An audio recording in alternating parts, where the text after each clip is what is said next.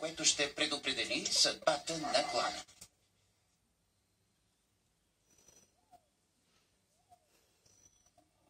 Мандеву, в превод Брада, и неговия брат с по-светла козина и Чуедомела, което значи приветстващи огъня, всяват страх сред хиените при всяка своя среднощна обиколка.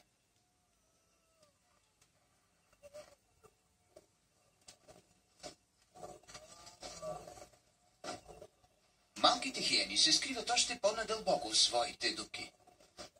Дори майките им не могат да ги достигнат.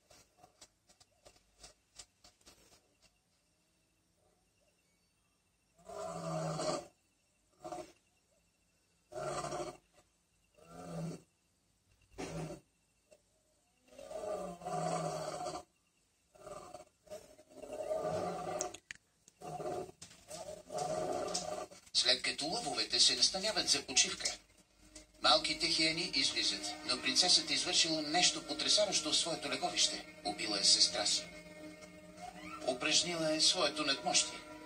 Хиените са единствените познати животни, които практикуват този тип кайнизъм в толкова ранна възраст.